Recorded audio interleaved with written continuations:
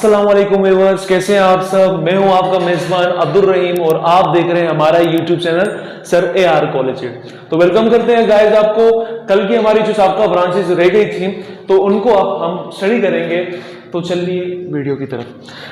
हमारी जो next branch है व्यूअर्स वो है एनवायरमेंटल बायोलॉजी। एनवायरमेंटल बायोलॉजी यानी कि हम लोग इसमें माहौल की स्टडी करते हैं कि किस तरह से एक लिविंग ऑर्गेनिज्म यानी कि एक जानदार जिस्म, ठीक है, जो जानदार इस्साम है वो किस तरह से अपने माहौल के साथ रिलेशन रखते हैं। ठीक है, यानी कि हमारा एटमॉस्फेयर है, हमारा ऑक्सीजन लेवल है, हमारे आसपास जो हमारा माहौल क्या होता है। सबसे पहले माहौल की डेफिनेशन, ये जहां भी आप खड़े हो, जैसे मैं अभी इस क्लास में खड़ा हूं, मेरा माहौल क्या होगा, गौर करना इस बात पे। जहां भी मैं खड़ा हूं मेरे इर्द गिर्द की जो जगह है ये मेरा माहौल कहलाता है, जो सराउंडिंग जो जगह कहलाती है that is called my environment. तो एनवायरनमेंट बायोलॉजी में, एनवायरमेंटल बायोलॉजी में हम क्या पढ़ते हैं, अपने एनवायरनमेंट पर कि किस तरह से हमारा एनवायरनमेंट हमारे लिविंग ऑर्गेनिज्म पर या फिर हमारे लिविंग ऑर्गेनिज्म अपने एनवायरनमेंट पर किस तरह से इफेक्ट करते हैं, किस तरह से असरअंदाज होते हैं।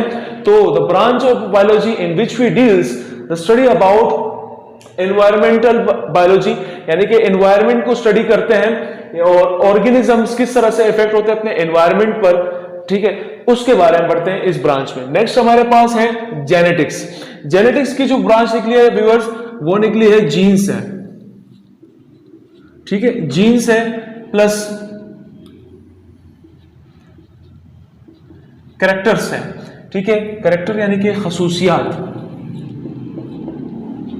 अब जेनेटिक्स को जो ब्रांच है इसमें क्या होता है कि जब बच्चा ऑफस्प्रिंग में यानी कि मौजूद होता है और जब वो यानी कि दुनिया में नहीं आया होता तो उस टाइम अपने माँ बाप से जो खसूसियात यानी कि माँ की जो खसूसियात हैं प्लस बाप की जो खसूसियात हैं वो अपने बच्चे में यानी कि अपने बेबी में किस तरह से ट्रांसफर होती हैं। कुदरत की तरफ से एक नेचुरल प्रोसेस होता है। यानी कि मिसाल के तौर पर अगर मैं आपको बताऊं तो कभी कभार ट्विंस पैदा होते हैं यानी कि जोड़ी पैदा होती है, एक लड़का है लड़की है, तो दोनों सेम टू सेम दिखने शक्ल में सेम टू सेम अपनी वालदा पे गए होते हैं। इट्स मीन यानी कि वालदा के जो जीन्स हैं वो क्या है, उनके अंदर ट्रांसफर है, ठीक है। या फिर कुछ बच्चे होते हैं उनके खसूसियात आदात अपने माँ बाप से मिल रही होती है। इट्स मीन यानी कि माँ बाप के जो जीन्स हैं वो अपने बच्चों में जो है शामिल है। दैट्स व्हाई हम इसको जेनेटिक्स पढ़ते हैं, यानी कि इसमें हम लोग ट्रांसफरिंग ऑफ कैरेक्टर्स, जीन्स की जो ट्रांसफरिंग होती है उसके बारे में पढ़ते हैं। नेक्स्ट ब्रांच हमारे पास है पैलेंटोलॉजी। पैलेंटोलॉजी एक ऐसी जो है ब्रांच है जिसमें बेटा हम पास्ट ऑर्गेनिक लाइफ के बारे में पढ़ते हैं, पास्ट ऑर्गेनिक लाइफ के बारे में पढ़ते हैं, ठीक है। अब ये पास्ट ऑर्गेनिक लाइफ होती क्या है, जैसे आज से कई हजार साल पहले इस दुनिया में डायनासोर्स पाए जाते थे। डायनासोर्स के अलावा और भी जो बिग एलिफेंट जिसे हम कहते हैं, बड़े बड़े हाथी, ठीक है। आजकल के हाथी भी बड़े ही होते हैं लेकिन जो पुराने जमाने में जो हाथी थे वो इंतहाई बड़े होते थे, वो खूंखार और जंगली होते थे, ठीक है, जिनकी हड्डियां आज भी म्यूजियम्स में मौजूद होती हैं, ठीक है। इसके अलावा अगर मैं डायनासोर, एक अच्छी मिसाल है, आपको एक अच्छी डेफिनेशन दूंगा उसकी कि जो डायनासोर पाए जाते थे, ठीक है, आज से किसी ने डायनासोर को देखा नहीं है क्योंकि वो कई हजार साल पहले इस दुनिया से खुद ब खुद ही खत्म हो गए थे, उनकी नस्ल, उनकी ग्रोथ खत्म हो गई। लेकिन उनकी जो हड्डियां हैं, उनकी जो बोन्स हैं वो हमें मिली कहीं पर किसी कंट्री में, कहीं पर किसी कंट्री में। उनके जो एग्स होते हैं वो आज भी म्यूजियम में मौजूद हैं, ठीक है, जिसकी वजह से जब साइंटिस्ट तहकीकात करते हैं यानी कि पास्ट रिमोट लाइफ के बारे में तहकीकात करते हैं कि यार हाँ उस जानवर का एक स्ट्रक्चर बनाते हैं कि हाँ यार किसी जमाने में ये जानवर भी इस दुनिया में मौजूद होता था, ठीक है। यानी कि ऐसी ब्रांच बायो की जिसमें हम पास्ट ऑर्गेनिक लाइफ के बारे में पढ़े, पास्ट के जानदारों के बारे में पढ़े जो अब इस दुनिया में मौजूद नहीं है। एक और मिसाल ये है कि डूडू बर्ड। डूडू बर्ड एक परिंदे होते थे, ठीक है, जैसे अब वो इस दुनिया में शामिल नहीं है। क्यों? क्योंकि वो खाने में बड़े टेस्टी थे, तो इस वजह से शिकारी क्या करते थे, हर इतवार को या ऐसे ही समझो उनके जो वीकेंड प्लान होते थे तो वो डूडू बर्ड्स को हंट करते थे, यानी कि उनको शिकार करने के लिए जाते थे। तो आहिस्ता आहिस्ता उनकी नस्ल भी खत्म हो गई और डूडू बर्ड्स भी खत्म हो गए, आज वो इस दुनिया में नहीं है, ठीक है। अब जब कोई अगला जमाना आएगा, हमसे आने वाला जो जमाना है, ठीक है, जिसे ये सदी खत्म हो गई यानी कि 3000 साल, ठीक है, तो फिर क्या होगा, जैसे अब कहा जा रहा है कि 2050 में कुछ जानदार खत्म हो जाएंगे, जैसे हमारे पास शेर हो गया, टाइगर, ठीक है, इसके अलावा गोरिल्लास, पांडास, तो ये सारी चीजें खत्म हो जाएंगी। जो छोटे छोटे जानदार है फिर उनको बच्चे देखेंगे, उनको हमारी नस्ल देखेगी और फिर कहेगी कि किसी जमाने में होता था शेर जो बड़ा खूंखार होता था, बड़ा तेज दौड़ता था, उसकी रनिंग स्पीड, उनकी जो एनर्जी है, उनकी जो पावर है वो बहुत अनलिमिटेड होती थी, बहुत ज्यादा होती थी। लेकिन फिर उनके जमाने में होंगे नहीं, जस्ट पिक्चर्स होंगी जैसे हम डायनासोर को इमेजिन करते हैं हॉलीवुड मूवीज में, सेम टू सेम। आगे बेटा फार्माकोलॉजी। फार्माकोलॉजी का लफ्ज जो निकला है वो है फार्मेसी से। फार्मेसी जैसे अद्वियात, अद्वियात से निकला है, ठीक है, दवाइयां, ठीक है।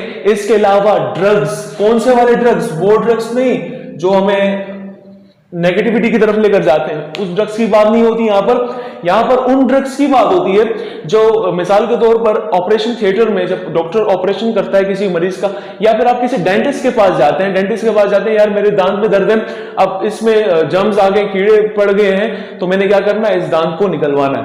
अब वो क्या करता है, वो यहाँ पर आपको एक मामूली सी छोटी सी सिरिंज लगाता है और आपका ये जो पूरा जो हिस्सा है, आपका जो माउथ का ये पार्ट है, ये पूरा का पूरा अनकॉन्शियस हो जाता है, यानी कि बेहोश हो जाता है, यानी कि एक किस्म का सुन हो जाता है, काम नहीं करता। डॉक्टर लगा रहता है आपके दांतों में और दांत निकाल भी दे या दांत तोड़ दे, जो भी कर दे, आपको फील नहीं होता, यानी कि आपकी फीलिंग पावर को कम कर दिया जाता है, फील आप महसूस नहीं कर पाते उस जगह को, जस्ट ओनली उस पार्ट को महसूस नहीं कर पाते हो, ठीक है। तो वो उसमें क्या किया जाता है, वो वहां पर ड्रग्स दिए जाते हैं आपके उस पार्ट को, जिसकी वजह से ड्रग्स लेने की वजह से आपका वो पार्ट बिल्कुल जो है ना अनकॉन्शियस माइंड में चला जाता है, जिसकी वजह से वो वर्क नहीं कर पा रहा होता है।